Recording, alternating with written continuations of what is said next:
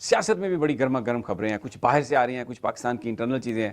جو مذاکرات کی دعوت دی تھی وزیر اعظم صاحب نے اور پی ٹی آئی نے اس کو پازیٹیو رسپانس دیا تھا، ابھی اس حوالے سے کوئی عملی صورتحال نہیں سامنے آئی.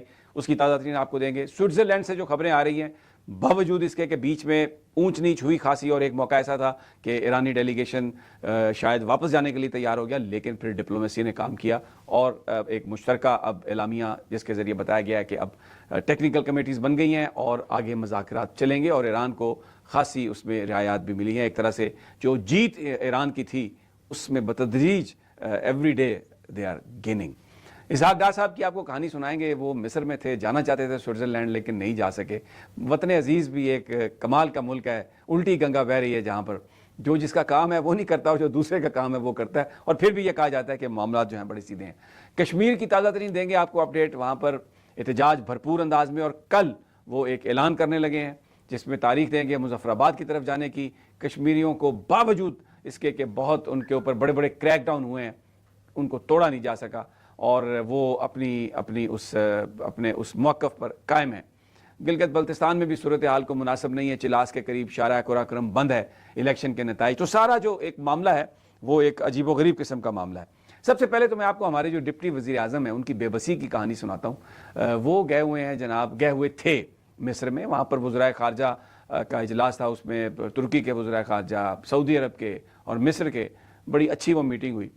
اب اس کے بعد یہ چاہ رہے تھے وزیر خارجہ کہ وہ سیدھے سوئٹزرلینڈ چلے جائیں کیونکہ وہاں پر بڑی ایک ڈپلومیسی ہو رہی ہے، بڑی ڈپلومیٹک بیٹھک تھی. لیکن بتایا جاتا ہے کہ ان کو اجازت نہیں ملی. جی بالکل، ہمارے ڈپٹی وزیر اعظم کو یہ کہا گیا کہ نہیں، آپ ادھر بہت لوگ ہیں، ہم سنبھالے ہوئے ہیں، آپ وطن واپسی جائیں. اب آج کل ٹریول تو مسئلہ نہیں ہے ہمارے وی آئی پیز کے لیے. وزیر اعظم صاحب سوئٹزرلینڈ اپنے جہاز میں گئے ہیں اور جناب فیلڈ مارشل بھی علیحدہ اپنے جہاز میں گئے ہیں. اسحاق ڈار صاحب بھی مصر اپنے جہاز میں گئے تھے.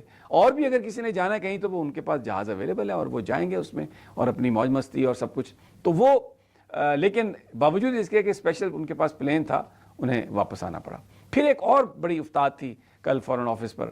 یہاں پر سٹاف کچھ کم تھا کیونکہ جو سیکریٹری خارجہ ہیں وہ تو پہنچی ہوئی ہیں سوئٹزرلینڈ، اور وہ جو لیک لیوسرن سمٹ ہے کہا جا رہا ہے کہ پاکستان اس کا میزبان ہے. اب میں یہ سوچ رہا تھا اگر ہم کریڈٹ تو لے رہے ہیں، اگر وہ سارا بل انہوں نے پاکستانیوں سے مانگ لیا تو پھر پتہ نہیں کس کا کریڈٹ کارڈ وہاں پہ کام کرے گا. کیونکہ محمد حنیف صاحب کہتے ہیں کہ ہم نے ماضی میں جنگیں کرا کے چند چھلڑ لیے، پیسے لیے، تو عوام کو تو بہت کم اس کا حصہ ملا، لیکن اوپر ہی اوپر وہ بانٹ لیے گئے تھے. اور ابھی اس دفعہ تو ہم امن کرا کے تو عزتیں لے رہے ہیں ہر طرف. ہماری اب عزت ہے، پیسہ ویسا کوئی نہیں ہے. اور پیسہ نہیں اگر آئے گا، سرمایہ کاری نہیں آئے گی تو پاکستان کے عوام کا مسئلہ کیسے حل ہوگا. لیکن بہرحال یہ چہرے آپ دیکھ سکتے ہیں، خاصا ٹینس تھے شہباز شریف صاحب. اور بہرحال پھر بھی ڈپلومیسی اچھی رہی. وزیر اعظم صاحب کی جو شکل ہے آخر میں بڑی اس میں خوشی نظر آئی، لیکن شروع کے یہ جو مناظر ہیں بڑے خوفناک تھے. تو اب میں نے پہلے آپ سے کہا کہ جس کا کام ہے اس کو ساجے. بھائی وزیر داخلہ صاحب ادھر گئے ہوئے ہیں ڈیلیگیشن میں اور وہ مذاکرات کر رہے ہیں. آپ اور وزیر خارجہ جو ہیں وہ ادھر وزرائے خارجہ سے ملاقات کر کے تو واپس چلے گئے. تو یہ ایک جو عہدوں کی تقسیم ہے ہمارے ہاں یہ مناسب نہیں ہے. جو اور پھر جس کو جب عہدہ دے دیا جاتا ہے تو جو پھر وہ کام ہے وہ کرے. اب وزارت داخلہ اگر ڈپلومیسی کرنے لگ جائے گی تو یہ داخلہ کے کام کون کرے گا؟ تو یہ بہرحال ایک ایشو ہے ایسا جس پہ کہا جا رہا ہے کہ شاید آنے والے دنوں میں کچھ عمل درآمد ہوگا. اور یہ جو ترتیب ہے، مجھے لطیفے تو بہت یاد آ رہے ہیں لیکن میں سناؤں گا تو خفا ہو جائیں گے لوگ، اس لیے میں وہ نہیں بات کرتا. لیکن یہ ترتیب جو ہے یہ بہتر کہتے ہیں کہ ہو جائے گی. اچھا جناب، اب آ جائیں آپ آزاد کشمیر کی صورتحال پر. وہاں صورتحال ویسی ہے جو آج سے 2 ہفتے پہلے تھی. یہ معاملہ شروع ہوا وہاں پر کوئی تقریباً 5-6 جون سے، اور اب بھی آپ دیکھ لیں یہ 12-13 دن ہو گئے ہیں. کشمیری ڈٹے ہوئے ہیں.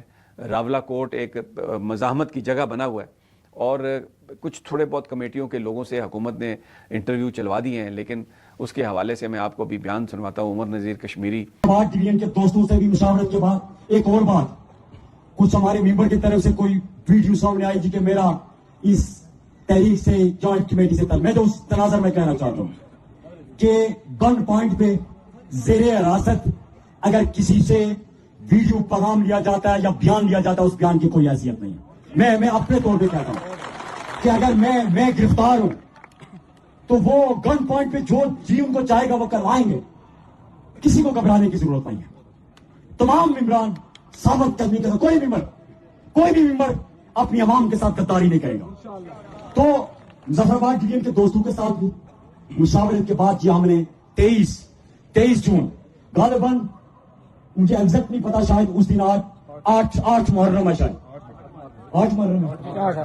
تو 23 جون کا جو ہم نے چناؤ کیا ہے وہ سوچ سمجھ کے کیا ہے, اور اس دن اسی اسٹیج پہ کھڑے ہو کے اگر جو زکاتی عمل ہے, میں نے پہلے بھی کہا وکلاء ان کا شکریہ. زخمی بھی ہوئے تھے, وہ یہ کہہ رہے ہیں کہ یہ جو بیانات ہیں ان کی کوئی حیثیت نہیں, کیونکہ کیپٹیوٹی میں جو زور زبردستی کر کے بیان لیا جائے اس کی کوئی اہمیت نہیں ہوتی, اور وہ بتا رہے ہیں اپنا لائحہ. سنیے ذرا عمر نذیر کشمیری کو. اچھا, یہ جو مزاحمت ہے کشمیر کی, یہ صرف کشمیر کے اندر نہیں ہے, جو انٹرنیشنل ڈائسپورا ہے. کل لنڈن میں بہت بڑا جلوس تھا اور وہاں پر بڑی شدید نعرے بازی تھی. یہ 10 ڈاؤننگ اسٹریٹ جو وزیر اعظم برطانیہ کا گھر ہے اس کے سامنے بھی مظاہرے ہوئے. یہ نعرے سنے اور یہ جوش و خروش, بالکل ایسا لگ نہیں رہا کہ کشمیری تھوڑا سا بھی پیچھے آئیں گے. اب یہ میں آپ کو مناظر دیکھ لیں آپ چلاس میں شارع قرہ کرم کے, وہاں پر بھی سڑک بند ہے, مظاہرین باہر ہیں اور احتجاج کیا جا رہا ہے کہ جی جو گلگت بلتستان کے نتائج ہیں الیکشن کے اس میں رد و بدل کیا گیا ہے. اب آپ دیکھیے کہیں پر بھی کہتے ہیں نا ووٹ کو عزت دو, ووٹ کی تو عزت ہی نہیں ہے, ووٹ تو کاؤنٹ ہوتے ہی نہیں ہے, اور ایک نتیجہ آ جاتا ہے, پھر اس کے بعد نتیجہ اپنی مرضی کا آتا ہے اور اس کو آپ کسی عدالت میں چیلنج نہیں کر سکتے. جو ٹریبیونل ہیں وہی نہیں بنتے, وہی ٹائم اتنا لیتے ہیں. آپ پاکستان میں دیکھیں کیا یہاں پر صورتحال ہے. تو یہ جو ایک بڑی گمبھیر صورتحال ہے جو ہمیں نظر آ رہی ہے. بلوچستان کے اندر جو صورتحال ہے وہ بھی بڑی گمبھیر ہے. تو پاکستان کے اندر جو لا اینڈ آرڈر ہے وہ اس حد تک خراب ہے کہ لوگ جو ہیں پاکستان میں سرمایہ کاری کرنے کے لیے تیار نہیں ہیں. اور پھر یہ جو ٹیلی کام کمپنی کا ایک علیحدہ بل آیا جو جس کے تحت کسی بھی جگہ پر, میں نے پیچھے بھی آپ کو پچھلے ویلاگ میں بھی بتایا تھا, کوئی کھمبا لگا سکتا ہے, کوئی مشینری لگا سکتا ہے, کوئی بلڈنگ بنا سکتا ہے, اور اگر آپ اس کو انکار کریں گے تو آپ کو 5 کروڑ روپے جرمانہ ہو جائے گا. یہ بڑی جو صورتحال ہے پاکستان کے اندر کی جو صورتحال ہے اس سے بھی لوگ بہت تنگ اور پریشان ہیں. بٹ لیٹس سی اب کیا ہوتا ہے کہ یہ ڈپلومیسی میں بڑی فتح پاکستان نے حاصل کی ہے, تو اب اس کے ثمرات اگر پاکستان میں اس طرح سے آئیں کہ یہاں پر نظام کو درست کرنے کے لیے کوئی ڈائلاگ کا سلسلہ شروع کر دیا جائے, جیسے کہ یہ بات آئی کہ وزیر اعظم صاحب نے محمود خان اچکزئی سے کہا, پھر بیرسٹر گوہر نے اس کا جواب دیا, لیکن اب بیرسٹر گوہر کہتے ہیں کہ ابھی تک عملی طور پر جو حکومت اور پی ٹی آئی کے بیچ مذاکرات ہونے ہیں اس کی کوئی شکل نظر نہیں آئی. نہ کوئی ایجنڈا طے ہوا ہے, نہ کوئی لوگ طے ہوئے ہیں, صرف ایک گفتگو کی جا رہی ہے.